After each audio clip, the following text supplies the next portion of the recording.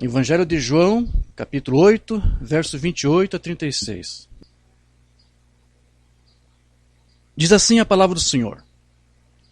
Disse-lhes, pois, Jesus: Quando levantardes o Filho do Homem, então sabereis quem eu sou, e que nada faço por mim mesmo, mas falo como o meu Pai me ensinou.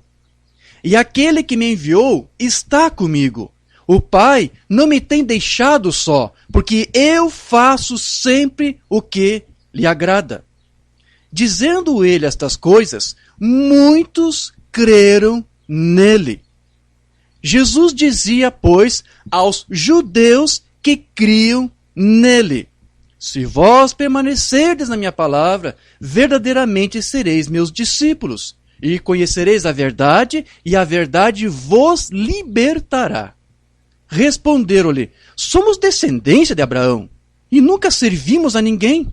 Como dizes tu, sereis livres? Respondeu-lhes Jesus: em verdade vos digo, que todo aquele que comete pecado é servo do pecado.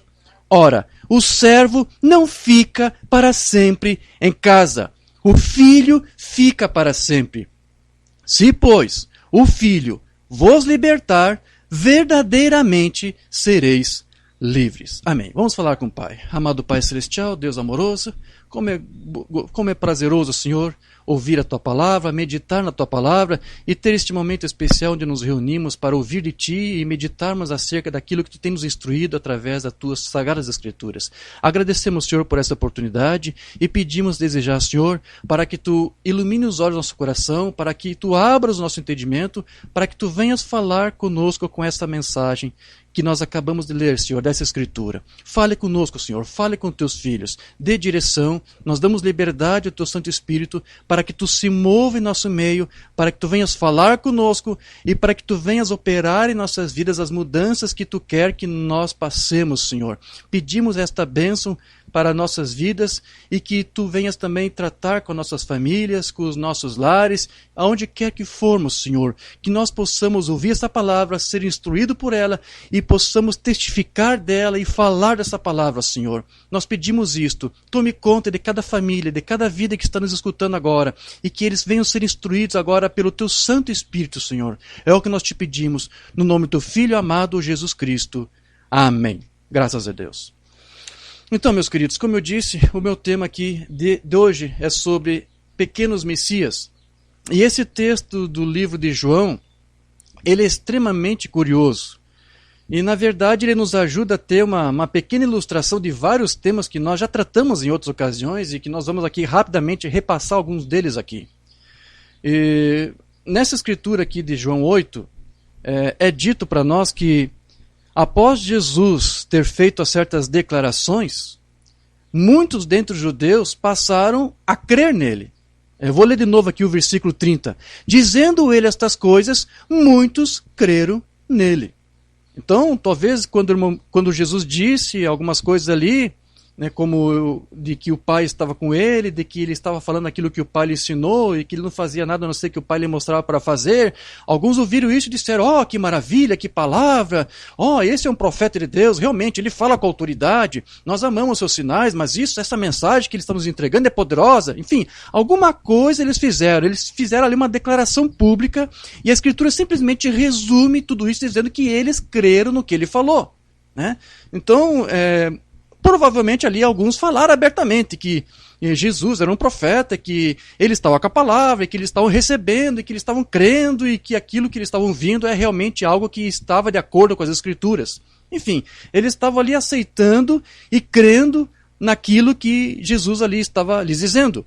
Porém, Jesus, ele conhecia os seus corações, porque você sabe que Jesus ali era a palavra encarnada.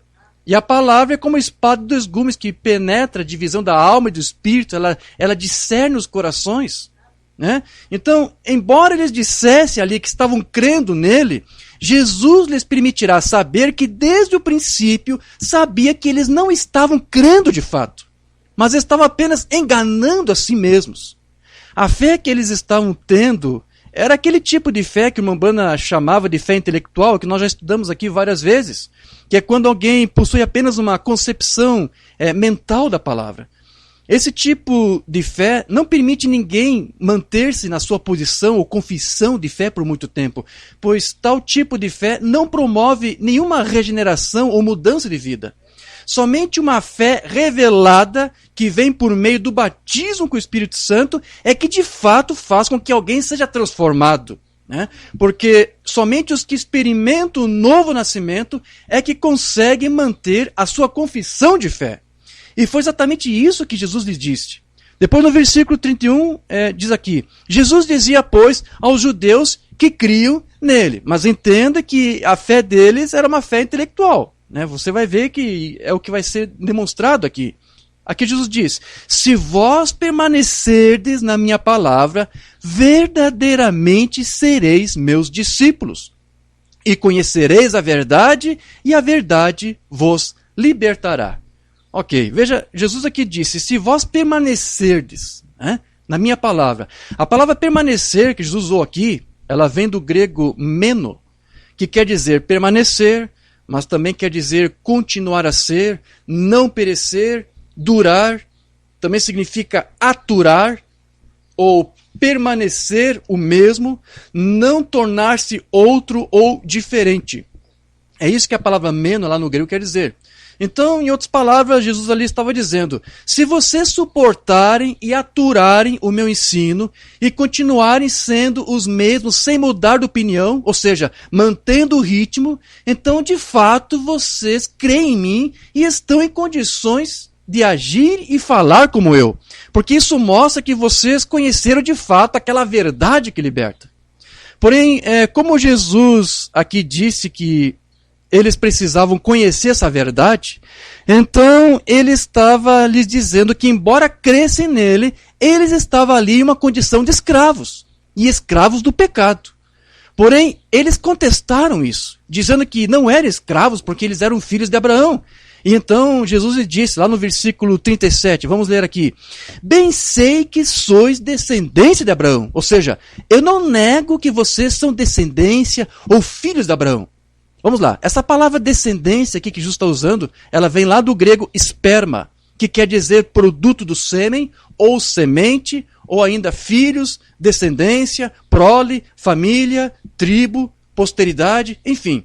Então, Jesus aqui, ele reconheceu que eles eram realmente filhos carnais de Abraão. Porém, ele vai nos mostrar agora que, na verdade, espiritualmente, esses judeus que disseram crer nele eram descendentes ou filhos de um outro pai. Vamos continuar. Eu bem sei que sois descendentes de Abraão, contudo procurais matar-me, porque a minha palavra não entra em vós. Irmãos, é simplesmente incrível essa declaração que Jesus faz aqui. A primeira sensação que nós temos quando lemos isso é de que Jesus deveria estar se dirigindo a um outro público. Mas não. Ele está, na verdade, dizendo essas palavras justamente para as mesmas pessoas que há pouco disseram crer nele.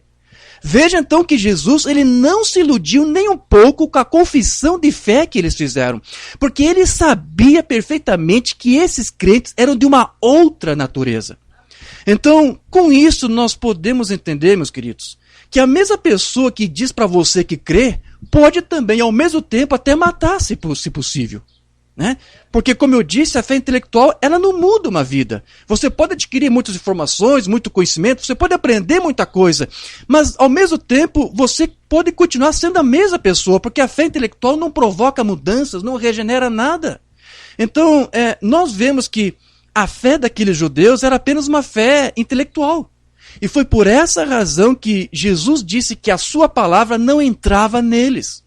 A palavra que foi usada aqui lá no grego é chorel, que significa deixar espaço, significa recuar, retirar-se, entregar-se, ir adiante, avançar, prosseguir, significa ter espaço ou lugar para receber ou hospedar alguém. Então, o que Jesus estava dizendo aqui era o seguinte: olha, embora vocês digam que creem em mim, vocês não permanecem na minha palavra porque vocês não dão espaço para ela. Vocês não recuam de suas concepções pessoais. Vocês não se entregam de fato para o que eu lhes digo. E por causa disso, vocês não avançam, vocês não prosseguem, porque não há espaço para a minha palavra em suas mentes, em seus corações, para que ela se hospede. Amém? Então, depois Jesus vai dizer algo mais, lá a partir do versículo 38. Eu falo do que vi junto de meu Pai, e vós fazeis o que também vistes junto de vosso Pai. Presta atenção, queridos. Essa palavra aqui, ele disse, eu falo daquilo que vejo, e vocês falam daquilo que vocês veem também. Eu falo do que eu vi do meu pai, e vocês falam daquilo que vocês veem do pai de vocês. Então, essa palavra ver aqui no grego é horal, que não significa apenas ver com os olhos, mas também significa ver com a mente, ou seja, significa entender, perceber, conhecer, ou tornar-se conhecido pela experiência, ou experimentar. Então, Jesus disse aqui que ele falava aquilo que ele entendeu do que o seu Pai, Deus, lhe revelou. Enquanto que aqueles outros crentes que ali estavam, falavam e criam em coisas que o Pai deles lhe havia dado a conhecer ou experimentar.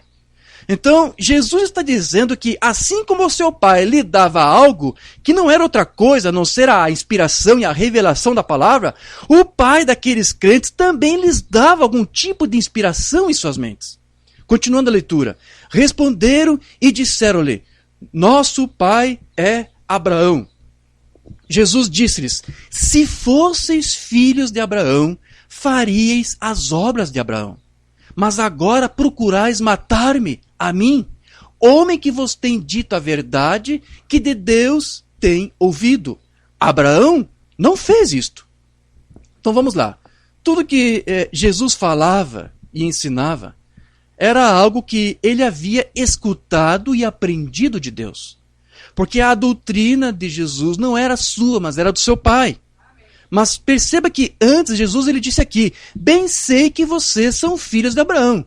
Porém, ao mesmo tempo, ele agora vai dizer, se vocês fossem mesmo filhos de Abraão, então, afinal de contas, eles eram ou não eram filhos de Abraão? Porque parece que Jesus disse duas coisas diferentes ao mesmo tempo. O que Jesus está revelando aqui, para mim, para você, meu irmão e minha irmã, é de que por causa de que por suas obras e suas vidas, eles demonstravam ser descendência apenas carnal de Abraão, mas não eram a descendência real e espiritual, ou seja, os filhos da promessa. Conforme todos sabem que Paulo falava ou escreveu lá em Romanos 9, eu quero ler aqui quando ele fala isto, Romanos 9, versos 7 a 8, nem por serem descendência de Abraão são todos filhos. Filhos de quem? Filhos de Deus. Mas em Isaque será chamada a tua descendência. Isto é, não são os filhos da carne que são filhos de Deus, mas os filhos da promessa é que são contados como descendência. Então, nós já tratamos muito bem disso no outro estudo, intitulado O Gênesis de Deus, e outros estudos também, onde ali nós dissemos que os filhos de Deus, eles não são filhos segundo a carne, ou segundo o seu livre-arbítrio, ou segundo a vontade de terceiros. Aqueles crentes ali, eles eram a descendência carnal de Abraão, mas Jesus disse que eles não atuavam como Abraão. Isso porque espiritualmente eles vinham de uma outra descendência. Portanto, eles não são contados como filhos. São para esses que Jesus dirá naquele dia, né? Não vos conheço. Porque eles não foram o quê? Contados como filhos. Eles tinham uma unção.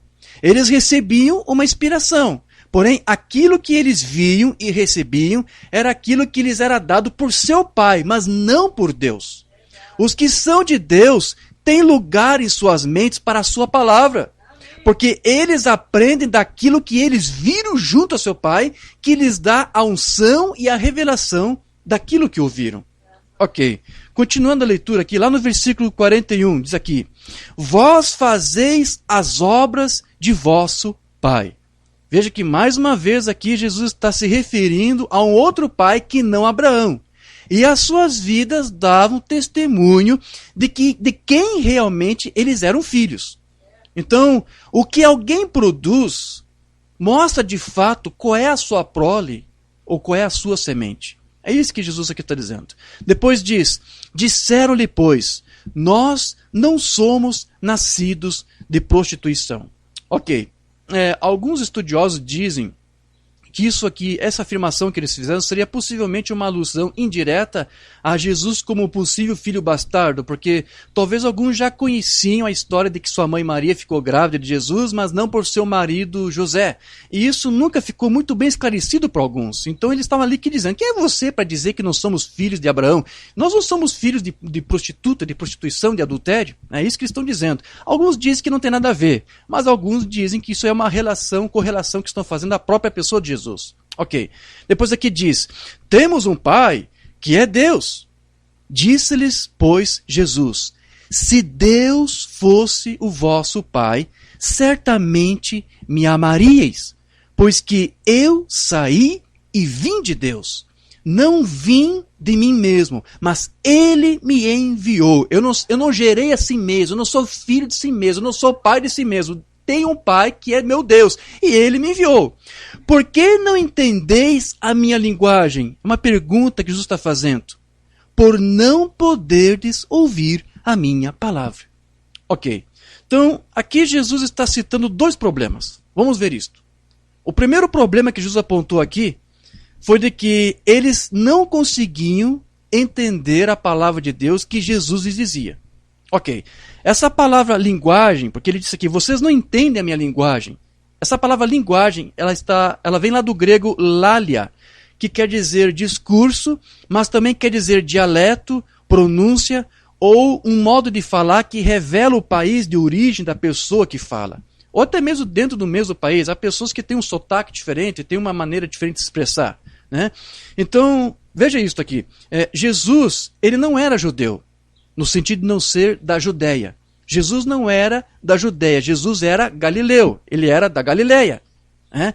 E a Galileia era conhecida como a terra dos gentios, porque muitos gentios, árabes, egípcios, sírios, viviam naquela mesma região onde Jesus habitava lá.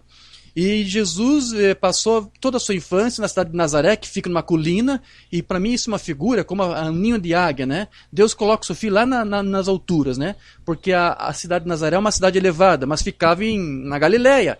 E lá não se falava apenas o hebraico, se falava vários outros idiomas. Talvez foi estratégico de Deus colocar o seu filho ali para que ele pudesse aprender rapidamente o grego, porque nós cremos que, parece que foi com esse idioma, o grego, que Jesus falou lá com Pôncio Pilatos. Né?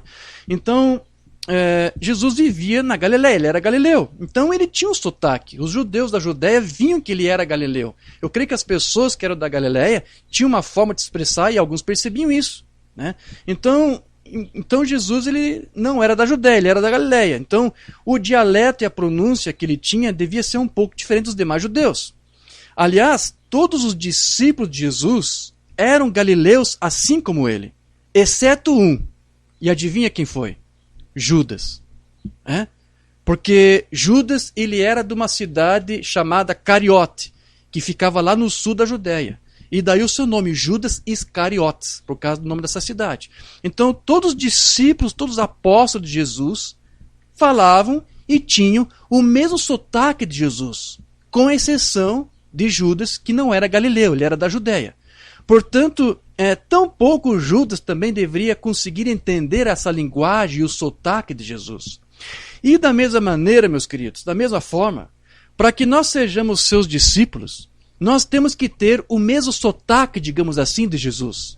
Nós temos que falar a sua mesma linguagem. Nós temos que crer na sua mesma doutrina. Nós temos que ter o seu mesmo sentimento. Nós temos que ter o mesmo coração, a mesma mente, a mesma unção e o mesmo espírito. Alguém pode dizer que crê, como aqueles judeus, mas a menos que tenha tudo isso, sua confissão de fé não poderá durar muito. Ok.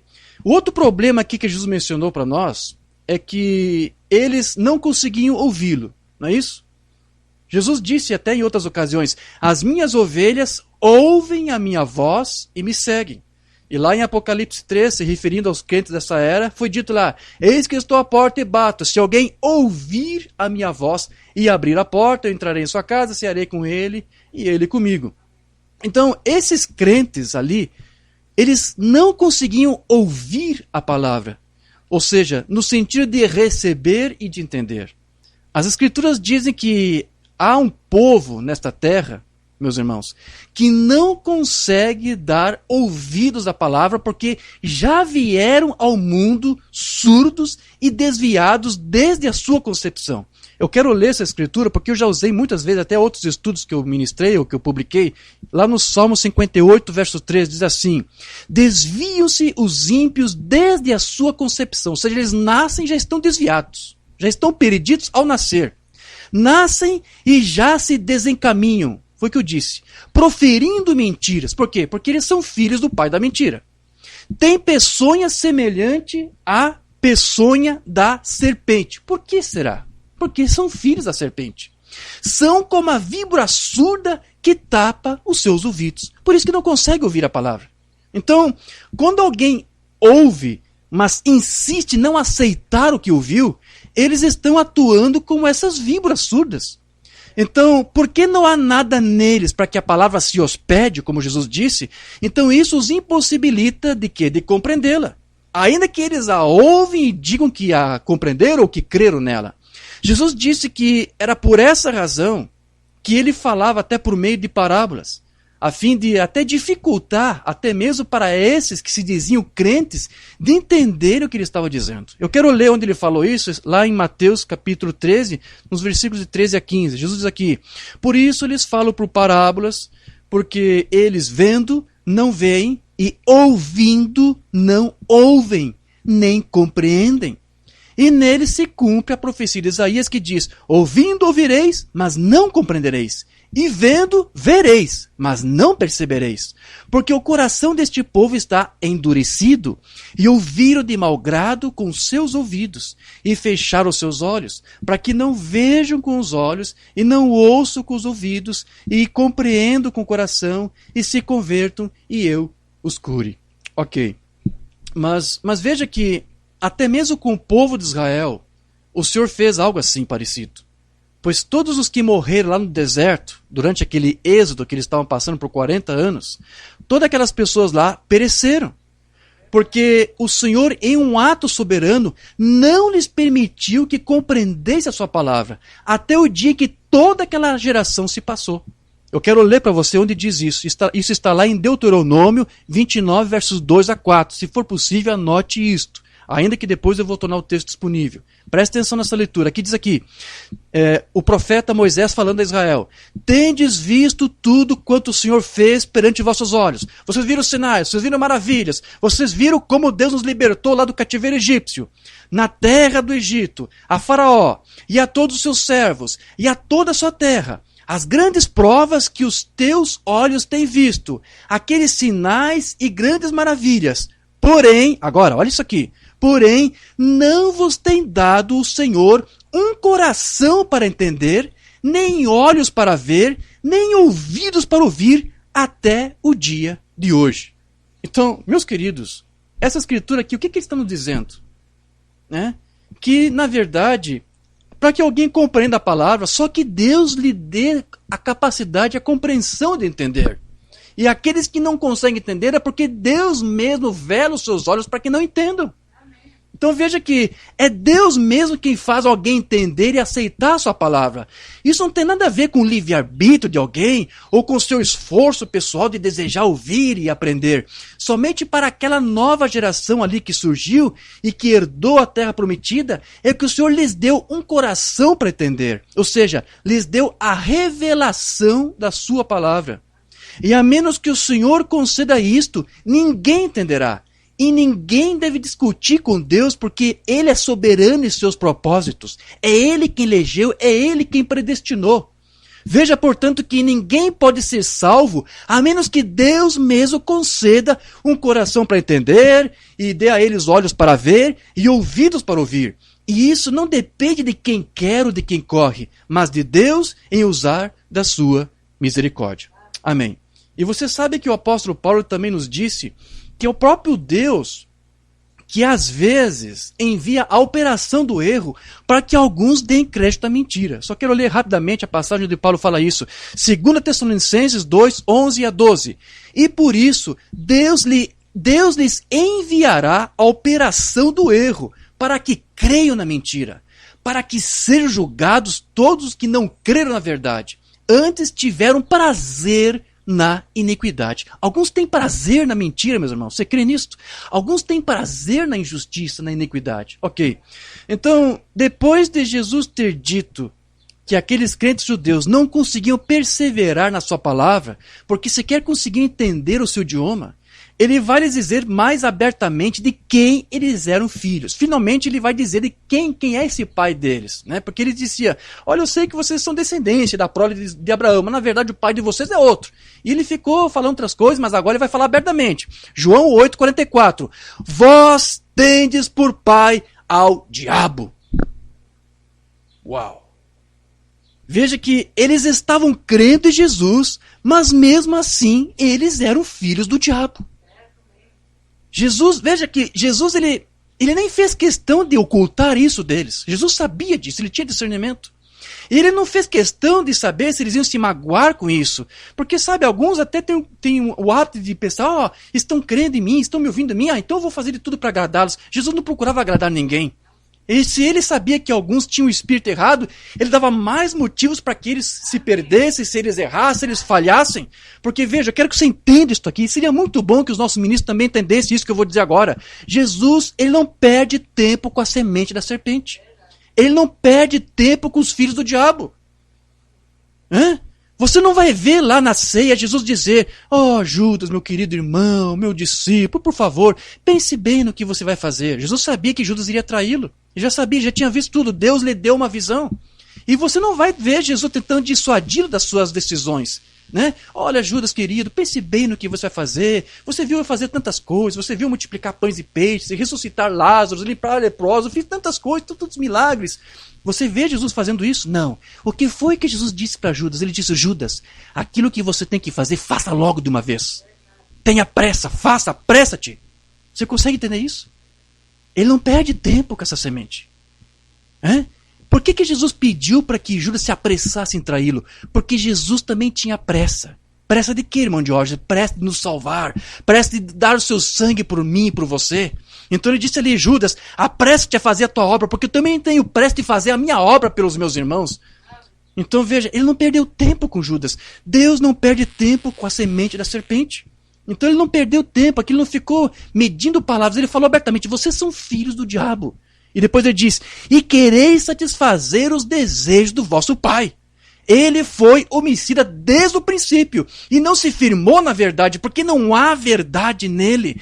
Quando ele profere uma mentira, ele fala daquilo que lhe é próprio, porque ele é um mentiroso e ele é o pai da mentira. Então, quando o salmista falou ali, como nós lemos agora, Salmo 58, daqueles que já nascem proferindo mentiras e que têm seus ouvidos tapados para a palavra, como vibras, de quem ele está falando? Desses filhos do diabo. Então, veja, os filhos do diabo, a semente da serpente, a semente da víbora, eles são religiosos. Eles fazem uma profissão de fé, mas eles não entendem o idioma de Jesus, o idioma e o sotaque de Jesus.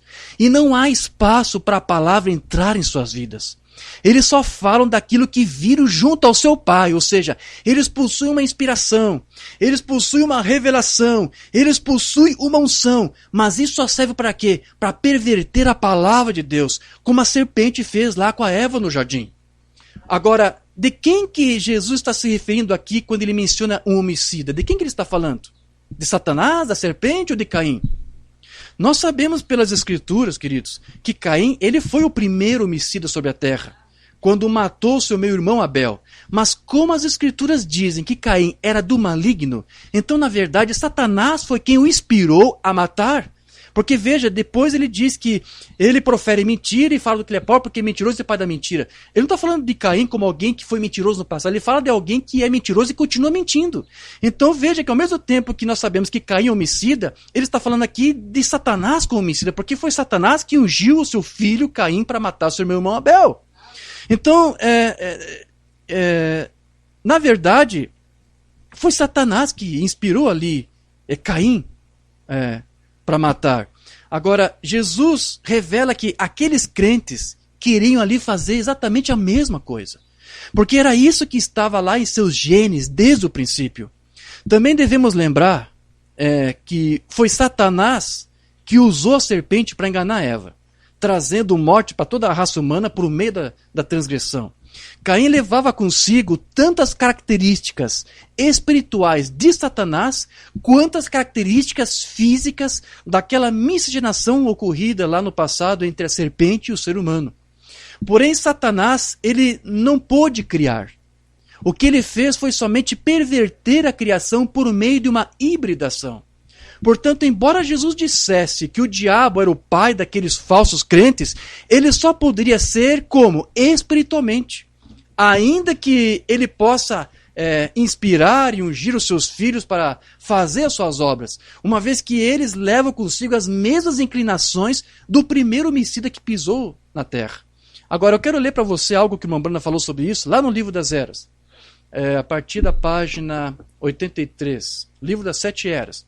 Aqui o irmão Brana escreveu o seguinte: Satanás tem sabido disso todo o tempo. Ele também quer habitar no homem, assim como Deus o faz. Porém, Deus tem reservado esse direito para si mesmo.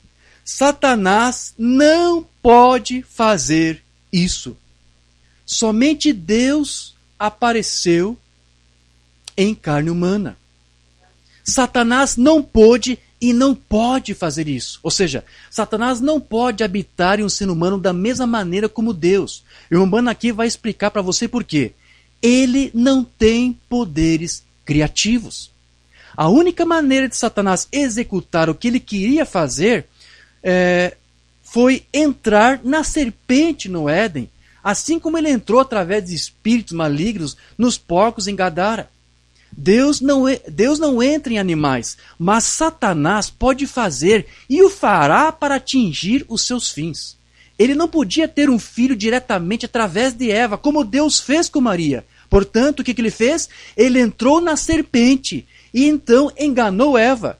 Ele a seduziu e através dela, Satanás teve vicariamente um filho.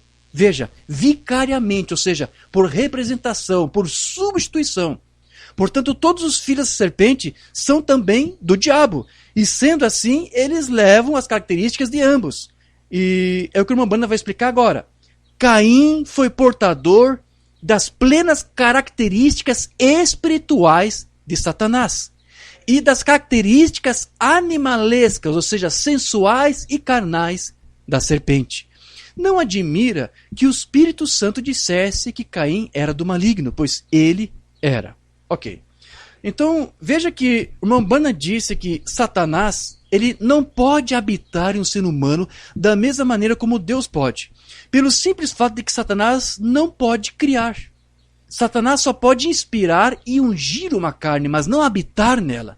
Deus pode habitar nos seus filhos porque eles são de fato a sua criação. Em seus filhos, Deus pode se derramar e enchê-los com seu Santo Espírito e fazer deles novas criaturas pelo poder da palavra. Deus tem o poder de aplicar o sinal eterno, como nós já estudamos, sobre a sua raça eleita, para não somente transformá-la, mas também para Ele mesmo viver e operar através dela. Ok.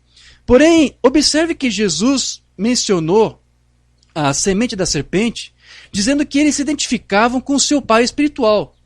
E ao desejar fazer as mesmas obras que ele fez. E, da mesma maneira, os filhos de Deus devem ser identificados como tais, se houver neles as mesmas características de Deus, que são as suas obras. Vós fazeis as obras de vosso pai, disse Jesus para aqueles crentes judeus. E do mesmo modo, queridos, se somos filhos de Deus, devemos fazer as obras que comprovem isso. Porque é pelas obras que a filiação de Deus ou a filiação do diabo é identificada. Deixa eu ler para você alguns sermões, o Bruna vai tratar sobre isso. Na mensagem Deus é identificado por suas características de 64, ele diz aqui, João 14:12, aquele que crê, disse Jesus, em mim, as obras que eu faço, ele também as fará. Agora veja, aquele que crê em mim, ou seja, um verdadeiro crente, as obras que eu faço, ele também as fará. Note, Em outras palavras, como isto, aquele que crê em mim deve ser identificado através de minhas características, que são o quê? As obras. As características de Deus em mim e você são as obras. O que vai fazer você provar para os demais que você é filho de Deus é se você executa as obras de João 14:12.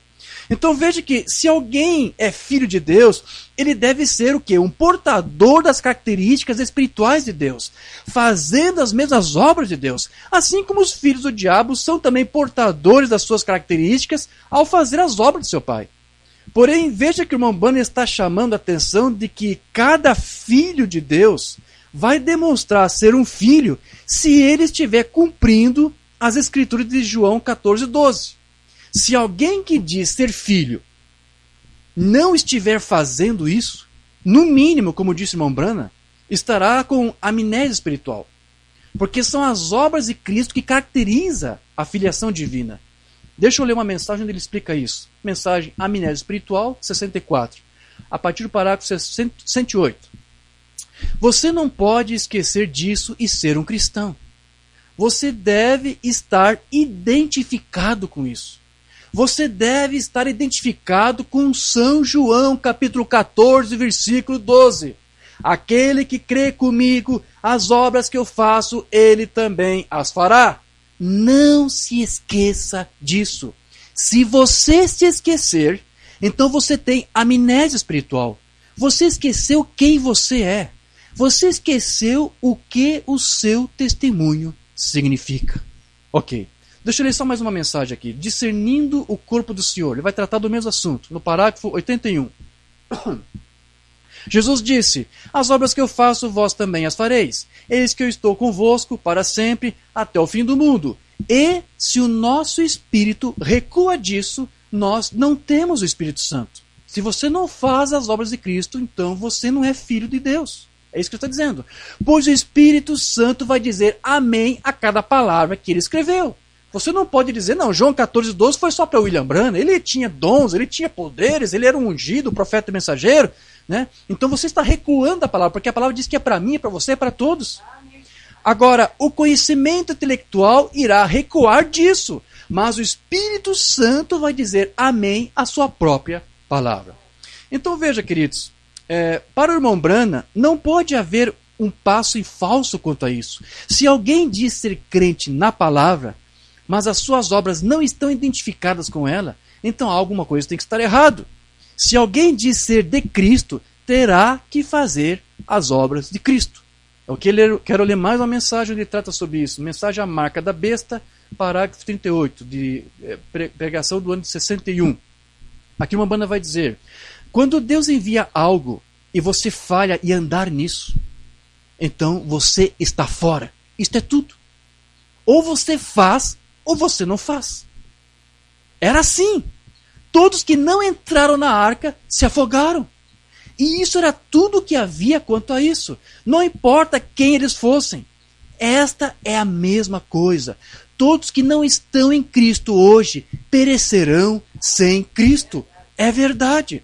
Então você não pode dizer, eu sou um metodista, eu sou um batista, eu sou um pentecostal, ou qualquer outra coisa. Você tem que ser de Cristo. E se você é de Cristo, você faz as obras de Cristo. Isso testifica e prova que é isto. Então veja, ao se fazer as mesmas obras de Cristo, o crente não somente estará mostrando uma identificação com as características do Filho unigênito, como estará também refletindo o seu mesmo caráter, atuando como o Filho de Deus atuou. Eu quero ler isso numa mensagem que nós não temos traduzido, uma banda trata sobre esse assunto. Mensagem Deus identificando-se por suas características, do dia 20 de março de 64. Esse sermão nós não temos traduzido. Parágrafo 110. Agora, observem João 14:12. Veja, querido, é sempre João 14:12. João 14:12.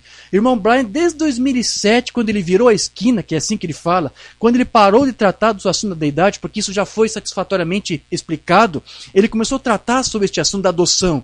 E a adoção se reflete quando você cumpre as obras, conforme diz lá em João 14:12. Porque foi isso que o irmão Brian mais tratou sobre o seu ministério. Então, observe João 14:12. Aquele que crê em mim. Ele disse: tem a minha identificação, tem as minhas características. Aquele que crê em mim, as obras que eu faço, ele também as fará. Isso identifica que o caráter de Cristo está nele, exibindo as características dele. Amém? Então, vamos lá. Dizer que alguém possui as mesmas características ou o caráter do Filho de Deus significa dizer que essa pessoa terá o mesmo comportamento e a mesma postura que Jesus teve. Jesus, escute isso, Jesus foi obediente ao seu Pai. Ele sacrificou a sua vontade para fazer a vontade do seu Pai. Ele não fazia nada sem primeiro saber de Deus o que deveria fazer.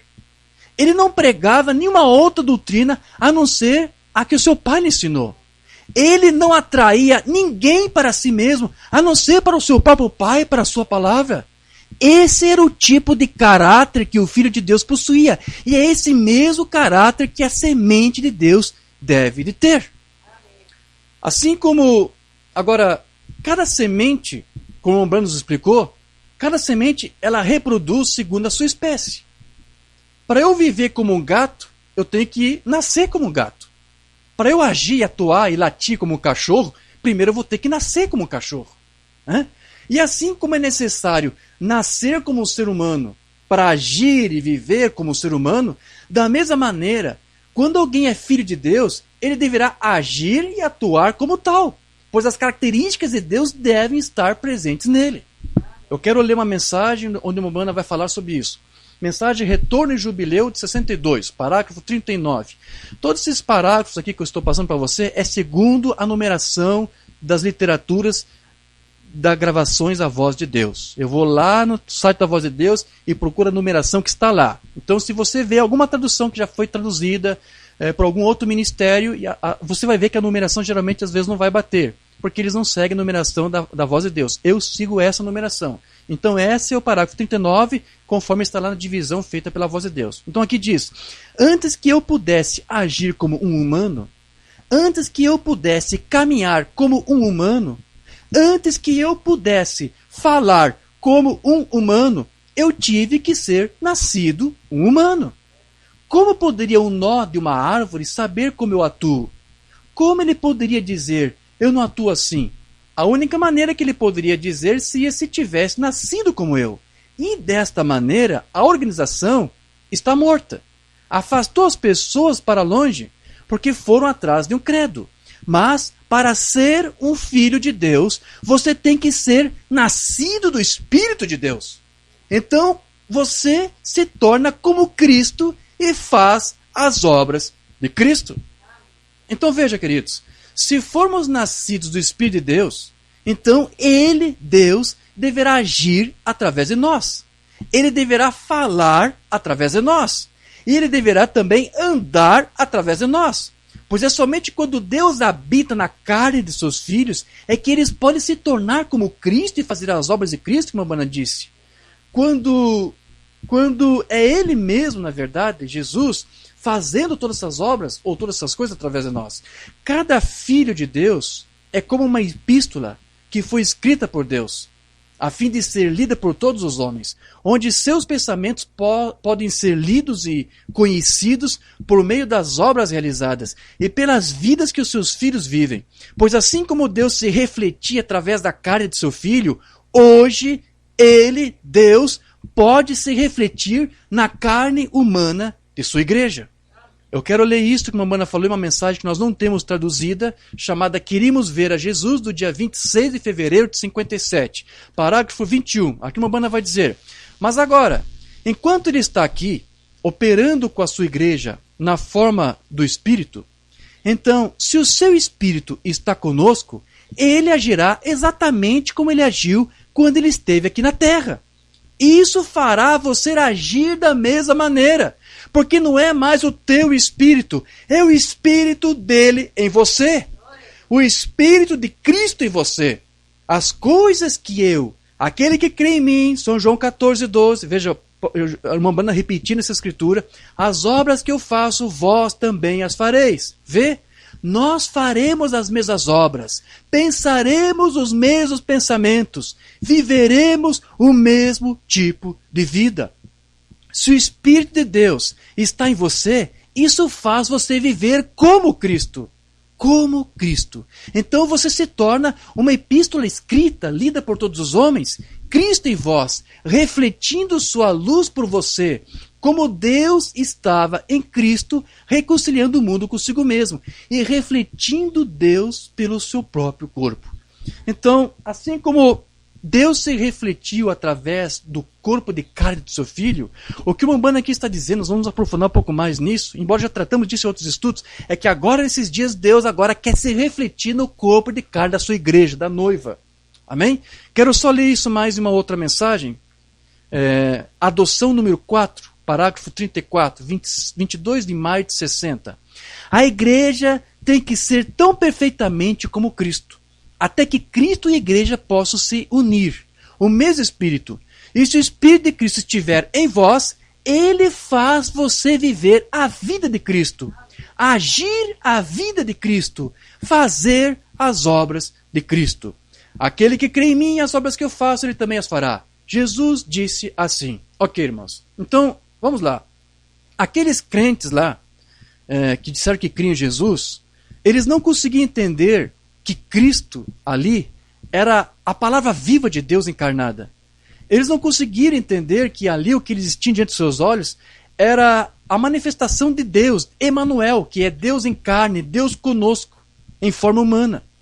Jesus ele foi enviado por Deus desde os seus palácios de marfim, lá dos céus, para manifestar aqui na terra as suas características, as características do seu Pai. Pois até então ninguém conhecia Deus a não ser pela palavra dos seus profetas. Porém agora Deus ali estava em plenitude manifestado perante os seus olhos.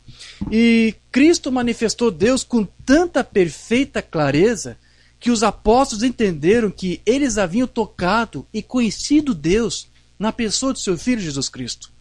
Eu quero ler algo que uma banda falou sobre isso, e mais adiante você vai entender por que eu vou ler isto. Isso está lá no livro das 7 Eras, a partir da página 139. Uma banda escreveu assim: Deus expressou-se na pessoa de Jesus Cristo. Jesus era a expressa imagem de Deus. Novamente, João 1,14, e o verbo se fez carne e habitou entre nós. A própria substância de Deus se fez carne e habitou entre nós. O grande Deus Espírito, do qual ninguém podia se aproximar e ao qual ninguém tinha visto ou podia olhar, estava agora ali manifestado em carne humana e habitava entre os homens, expressando a plenitude de Deus aos homens. João 1,18, Deus nunca foi visto por alguém. O Filho unigênito que está no seio do Pai, esse o fez conhecer. Deus, que em diversas ocasiões manifestou sua presença pela nuvem ou coluna de fogo, que infundia temor no coração dos homens. Este Deus, cujas características íntimas eram conhecidas somente pela revelação de palavras através dos profetas, agora tornava-se Emanuel, Deus conosco, declarando a si mesmo. A palavra declarar é tomada da raiz grega que frequentemente interpretamos como exegese, que significa explicar, esclarecer, completa e minuciosamente. E é isso que a palavra viva, Jesus, fez. Ele nos trouxe Deus, porque Ele era Deus. Ele nos revelou Deus com tão perfeita clareza que João pôde dizer acerca dele lá em 1 João 1, 1-3, o que era desde o princípio, o que ouvimos, o logo significa linguagem, o que vimos com os nossos olhos, o que temos contemplado, e as nossas mãos tocaram da palavra da vida. Porque a vida foi manifestada e nós a vimos e testificamos dela. E vos anunciamos a vida eterna, que estava com o Pai e nos foi manifestada. O que vimos e ouvimos, isso vos anunciamos, para que também tenhais comunhão conosco. E a nossa comunhão é com o Pai e com o seu Filho, Jesus Cristo. Quando Deus foi verdadeiramente revelado, Ele se manifestou em carne. Quem me vê a mim, vê o Pai. Ok, amém. Então veja, irmãos, Cristo, ele foi identificado como o Messias, o Filho de Deus, porque ele estava cumprindo as escrituras prometidas para o seu dia. O caráter de Deus estava ali sendo manifestado por meio do sobrenatural, a fim de se identificar com a mensagem daquele dia. E em nossos dias agora, onde estamos vivendo na última era da igreja, certas promessas para esta hora também estavam já se cumprindo, e tanto o sobrenatural como a palavra escrita estava identificando as mesmas características de Deus manifestas também nesse tempo do fim. Eu preciso ler algo aqui que o Umbanda fala para você entender do que eu estou querendo me referir. Na mensagem que nós não temos traduzida, como eu disse, Deus identificando-se por suas características, aqui o Umbanda vai dizer: na antiga Bíblia, quando o sonhador sonhava um sonho, e não havia nenhum profeta na terra para ver se esse sonho estava certo ou não, eles tinham uma outra maneira de descobrir. Eles levavam essa personalidade, já que teve o sonho, o levavam até o templo. O peitoral de Arão, que era o sumo sacerdote, pendurava-se no poste. E o sonhador contava este sonho. Não importa quão bom ele parecesse, o quão real isso soasse, se não houvesse uma luz sobrenatural brilhando sobre estas pedras, que é chamado de Urim e Tumim, os leitores da Bíblia entendem, então não me importa o quão real isso soasse, isso não era assim. A raridade de Deus, o caráter de Deus, tinha que exibir suas características no sobrenatural, para mostrar que ele se identificou com a mensagem. Amém. Eu digo a mesma coisa esta noite. O velho Urim e Tumim se foi, mas a palavra ainda é a coisa que identifica a característica de Deus, a promessa da hora em que estamos vivendo. Existem características de Deus identificadas pela promessa da hora em que estamos vivendo. Ok, vamos procurar entender isso. Uma dessas características das quais Umbanda se referia, porque ele estava também se referindo ali a Malaquias 4, Malaquias 10, a escritura que fala de Malaquias 4, onde o Elias deveria de vir para converter os corações de volta à fé apostólica, várias coisas estavam se cumprindo, mas havia uma coisa especial que o Umbanda aqui estava dizendo que já estava se cumprindo naqueles dias, né? Que é, na verdade, o que? Deus operando em meio ao seu povo por meio da carne humana. Como nós já estudamos anteriormente, no outro estudo tratamos sobre o sinal eterno, enfim, Deus manifestou-se em nossos dias outra vez com o mesmo sinal eterno de Isaías 7,14, que é Deus em carne humana para se unir com o homem novamente. Então, através do ministério do irmão Umbanda, foi possível mais uma vez vermos também o ministério do Filho do Homem, que é o Espírito de Deus encarnado, operando com grandes sinais. E também com uma mensagem que era identificada e confirmada pelo Urim e Tumim, que é a Bíblia Sagrada. Então, tamanha manifestação do poder de Deus, que foi manifestado no ministério Umbanda, fez com que alguns até chegassem a pensar que o Umbanda fosse o próprio Cristo ou Messias encarnado. Porém, ele nunca sugeriu tal interpretação, que seria até anticristo.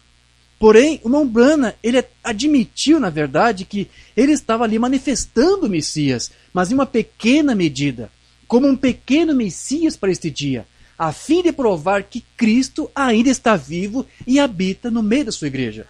Deixa eu ler onde o Umbanda fala isso na mensagem Perguntas e Respostas, número 1. Em primeiro lugar, eu não sou o Messias. Vê? Messias é Jesus Cristo. Mas nós somos pequenos Messias. Cada um de nós, eu e você somos pequenos Messias. Messias significa ungido, e nele habitou a plenitude da divindade corporalmente. Em mim habita apenas uma parte do seu espírito, o mesmo que habita em você. A mim foi dado um dom para saber pequenas coisas e prever as coisas. Isso ainda me faz seu irmão, vê? Eu não sou o Messias, não, eu sou o seu irmão, apenas um pastor para o rebanho. E se eu lhe dissesse que eu era o Messias, eu seria um mentiroso, vê? Eu não quero ser um mentiroso. Então veja, queridos, o irmão Umbanda disse aqui que se temos a unção do Espírito de Cristo em nós, para realizar as mesmas obras que ele fez na carne de seu Messias no passado, então isso faria de nós também, hoje, agora, pequenos deuses ou pequenos Messias. para que nós então pudéssemos aparecer, agir e falar como o nosso Messias, como o nosso Jesus Cristo. Deixa eu ler uma mensagem onde ele fala sobre isso, que é o Messias. Na verdade, foi nessa primeira vez, nessa mensagem, o Messias, que o Rambam usou esse termo pequenos Messias, Messietes, né? Ele vai dizer aqui, isto é o que somos hoje. Somos metodistas, batistas, assembleianos, e fulano ciclano, e fulano e ciclano, urubus, corvos e tudo mais. Como podemos ser aguiazinhas? Como podemos, quando vemos o sinal de Deus movendo-se entre nós, e chamamos isso de outra coisa? Aleluia! Ele gosta porque ele sabe que eles são sangue puro. Eles têm a sua carne, eles têm o seu sangue, eles têm o seu espírito. Amém? Quão orgulhosamente ele atenta para as suas aguiazinhas, caminhando ao redor. Amém? As aguiazinhas olham para ele e dizem, quão grande és tu, quão grande és tu. Olha para mim, ó que coisa, vou tomar voo num desses dias, não é, papai? Vê? Ó, como ele gosta de olhar para eles. Eles se parecem como ele. Eles agem como ele. Eles são sua carne, seu sangue, seu espírito. Amém. É desta maneira que é a igreja de Deus. Suas aguiazinhas, seus pequenos Messias. Eles se parecem com ele. Eles agem como ele. Eles pregam como ele. Eles fazem as obras que ele fez. As coisas que eu faço, vós também as fareis, maiores do que estas, porque eu vou para o meu Pai. Amém. Esses sinais seguirão as minhas aguiazinhas. Amém. Eles farão como eu fiz, se meu espírito estiver neles. Então, eles farão exatamente como eu faço. Se eles não fazem as obras que eu faço, é porque meu espírito não está neles. Ok. Então, meus irmãos, Satanás, ele tem uma semente espiritual. E a semente espiritual se parece com ele. Atua como ele. Pensa como ele. Fala como ele. Essa semente age assim porque ela possui a mesma unção de Deus, ou desculpe, do seu pai. Mas Deus, ele também possui a sua semente, os seus genes, que é aquela semente espiritual que atua como ele, fala como ele e vive como ele. Porque eles são de fato obra das suas mãos, pois não foram gerados vicariamente, como foi o caso de Caim. Eles são pequenos Messias, não somente porque possuem a mesma unção de Cristo em uma medida, mas também porque eles são parte dele. Porque Deus habita neles. Deixa eu ler algo que Mambana falou na mensagem Como a Águia Agita o Seu Ninho. Não, senhor, o papai águia, eles são parecidos com ele. Eles creem na mesma coisa que ele crê. Eles se parecem com ele. Sim, senhor, eles são feitos como ele. Eles são constituídos como ele. E ele sabe que eles são águias genuínas. Oh, que coisa! Isso é o que Deus quer. Um verdadeiro pequeno Messias. Sim, ele é o Messias, Messias é ungido, e nós somos seus filhos porque tem uma unção menor. Então nós somos, como o Jeová águia é a grande águia, e nós somos águiazinhas. Ele é o Messias, porque ele é o ungido, né? O ungidor. E nós, com a mesma unção, somos pequenos Messias. Amém? Ungido. Messias significa ungido. Você está ungido? Amém. Mas com o quê? Com o mesmo Espírito com que ele foi ungido. Nós temos isso em medida. Ele tem sem medida. Ele era Deus manifestado em carne. E nós somos filhos de Deus, partes dele.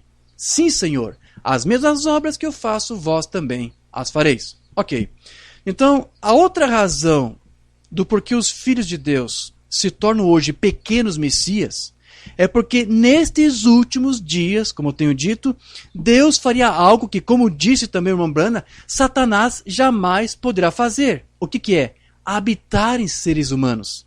Deus agora está habitando no corpo da sua igreja, os filhos de Deus adotados, de modo que ela se torne osso de seus ossos e carne da sua carne, com uma confirmação da sua palavra, pois o Messias de Deus está voltando para buscar aqueles que são como ele. Deixa eu ler algo que Mambana disse em um sermão que não temos traduzido, chamado Os Sinais da Sua Vinda, do dia 7 de abril de 62.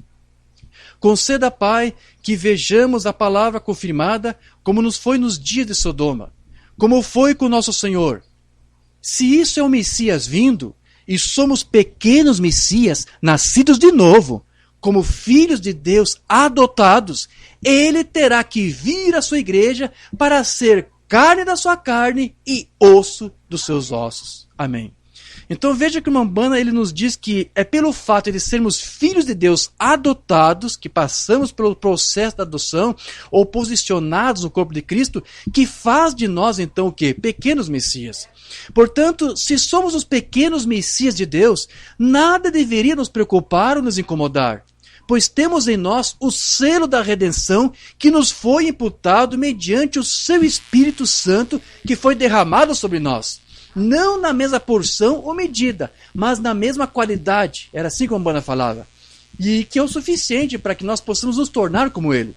Deixa eu ler algo que uma Umbanda fala sobre isso, e um sermão que nós também não temos traduzido, chamado Vá, Acorde Jesus, do dia 3 de novembro de 63. Uma Umbanda diz aqui: eles deveriam ter sabido, esses discípulos, que ele era o Messias.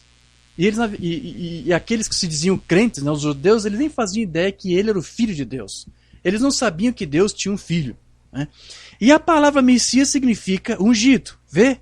Então, ele tinha todo o Deus nele. Deus estava nele.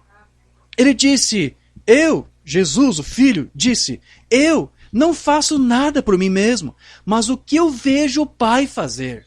O Pai habita em mim.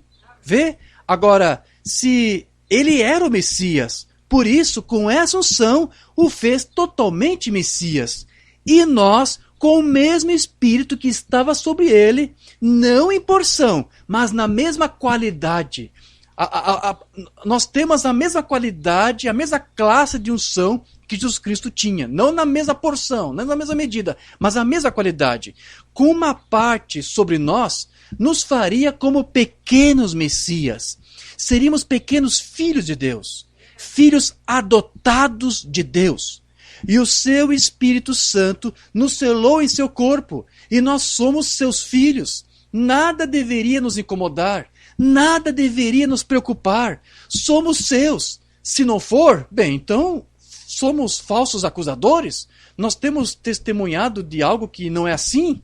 Eu creio nisso. Creio que agora somos filhos de Deus. Não seremos agora mesmo. E agora estamos assentados nos lugares celestiais em Cristo Jesus. Amém. Então, meus queridos, já para encerrar esse nosso estudo, com tudo isso aqui que nós vemos, nós conseguimos então entender que as obras de Cristo não seriam feitas somente por meio de um único homem, um profeta mensageiro, mas por toda a noiva.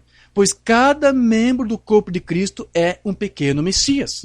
Eu quero que os irmãos entendam isto. Umbanda nos ensinou que isso era algo que estava para se cumprir nos últimos dias. Era uma promessa que já estava se cumprindo. Deus em carne humana. Primeiro estava ali no seu profeta. Mas ele foi humilde e ele disse, mas eu não sou o único que faço as obras de João 14:12. Você, a noiva, a igreja. Se o mesmo Espírito que está em mim estiver em você encarnado em você, como está encarnado em mim, você vai ser um pequeno Messias, como eu também sou um pequeno Messias. Então eu quero ler algo onde uma Umbanda fala sobre isso. Não é apenas para mim, é para você, é para a noiva, é para a igreja. Na mensagem que nós não temos traduzida, a presença do Senhor Jesus, no dia 12 de junho de 55. Agora olhe, quando Jesus deixou a terra, aqui está o que ele disse. Estas coisas que eu faço, vós também as fareis. Até mesmo maiores do que essas vós fareis. Maiores, que na verdade é mais. Ele não podia fazer nada maior, mas você poderia fazer mais do mesmo. Mais do que isso fareis, porque eu vou para o meu Pai. Ele disse, um pouco mais e o mundo, que é o incrédulo, não me verá mais. Isso está terminado. Para o mundo, quando eu partir daqui, nesta forma física. Eu irei embora, e isso é tudo que eles verão de mim. Mas mesmo assim, vós me vereis. Agora, observe o que ele prometeu. Ele disse, eu estarei convosco até o fim do mundo. Agora, quem é o vós? É uma pergunta que uma Umbanda está fazendo. Quem é esse vós? São os pequenos Messias. Ok? Aí depois ele vai perguntar, e quem é o incrédulo? São os filhos do diabo. Ok? Isso é a resposta que eu estou dando, não é o que uma Umbanda está dizendo. Só está perguntando, quem é esse vós e quem é este incrédulo? Né? Há incrédulos em cada geração. E há o vós, ou seja, há os pequenos Messias em cada geração. No entanto, vós me vereis. ele prometeu voltar à sua igreja e fazer as mesmas coisas que ele fez quando ele esteve aqui na terra. E ele já estava ali fazendo essas obras aí por meio do seu profeta vindicado. Ok. E a Bíblia diz que ele é o mesmo ontem, hoje, eternamente. E não tem ele feito bem todas essas coisas essa semana? Ele não tem? O cego enxergou, os aleijados andaram, os convulsivos se levantaram, o pecado foi repreendido, as visões vieram, tudo foi dito, tudo que tinha sido dito foi cumprido perfeitamente. É isso mesmo? Os pecadores foram salvos, as pessoas receberam o Espírito Santo, nascidos de novo, deram testemunho do Espírito, sinais e maravilhas aconteceram em todos os lugares. O que é isso? É Jesus Cristo, o Filho de Deus, não apenas com o irmão Brana, mas com a sua igreja em todos os lugares. Você é tão grande para isso, ou mais nisso quanto eu sou. Ou seja, não sou somente eu, irmão Brana, que posso fazer isso, você também pode. E você vai fazer porque Deus agora está aqui atuando na sua igreja. É isso que eu estou dizendo. Isso só acontece por ser um dom. Isso não quer dizer que isso só me torna mais do que você. Provavelmente não tanto. Vê? Então, meus queridos, o Espírito Santo, ele atuou em William Brana em uma medida especial, com dons especiais e peculiares. Mas o que o irmão Brana está nos dizendo aqui é que Deus agora, o que ele quer? Ele quer operar através da noiva palavra. Não apenas mudando os seus filhos do que eles eram para uma completa transformação, mas também para atuar através deles, de modo que o seu caráter possa ser refletido neles e ser novamente nesses dias a sua expressa imagem carne humana, como foi no passado na carne humana do seu filho. Ele está aqui agora capacitando então o quê? Uma noiva, nesse tempo do fim, para que ela possa manifestar todas essas suas características. E os seus pequenos messias estão aqui agora para fazer essas mesmas obras que ele fez e tornar conhecido a todos o autor da salvação deles. E enquanto os filhos do diabo fazem as obras de seu pai, os pequenos messias glorificam com suas vidas ao Rei da Glória como suas testemunhas fiéis, fazendo as obras que seu pai fez. Amém? Graças a Deus. Era essa a mensagem, queridos. Vamos falar com o Pai. Amado Pai Celestial, Deus amoroso, quão grandioso, Senhor, é a Tua palavra para este dia, onde nós compreendemos através do Teu profeta que o Senhor tem procurado fazer desses últimos dias de nós pequenos messias, para que nós possamos ser portadores dos Teus genes, da Tua palavra, da Tua unção, do Teu Espírito, para que nós possamos ser o sal da terra, para que nós possamos, Senhor, não apenas nós, na verdade, mas Tu mesmo, atuar e mover através de nós, para que Tu venha ser refletido e conhecido e manifestado através da Tua noiva para o mundo. Obrigado, Senhor, porque nós cremos que ainda há testemunhas Tuas sobre essa terra, para que elas possam mostrar as Tuas características. Ajude-nos, Senhor, a que nós possamos mais e mais nos ser lapidados e transformados por essa palavra, Senhor, para que recebemos esse espírito de adoção para sermos aqui os Teus representantes, Pai. Ajude-nos nisso, Senhor, que Tu possas ser conhecido através de nossas vidas, através do nosso agir, do nosso falar, do nosso pensar, do nosso atuar.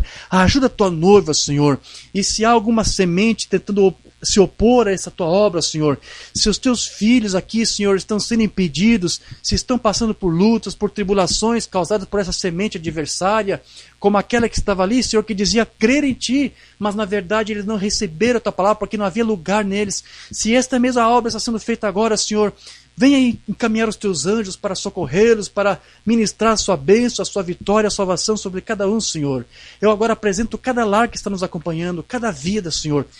Que Tu venhas agora de encontro a eles, para fazer deles, Senhor, os Seus pequenos messias, para que eles possam refletir a Tua glória, a Tua doxa, Senhor. Ajude-nos nisso, Senhor. Este é um processo contínuo que Tu tens feito em nossas vidas. Vá fazendo esta obra, Senhor, até ela ser consumada completamente, com a adoção plena, quando o Teu Cristo vier para arrebatar esses pequenos messias, para que todos nós juntos, com aquele grande Messias, possamos ser uma única só família, uma única só igreja. Obrigado, Senhor, por essa palavra. Sustenta-nos por ela, Senhor. Essa é a fé que nós temos. Ajude-nos a fazer essas obras de Cristo, Senhor. Atua-nos através de nós. Derrame sobre nós o Teu Espírito, para que nós possamos fazer com que a palavra esta hora se cumpra também em nossas vidas. É o que nós te pedimos e te agradecemos. No nome do Teu Filho amado Jesus Cristo. Amém. Amém. Graças a Deus.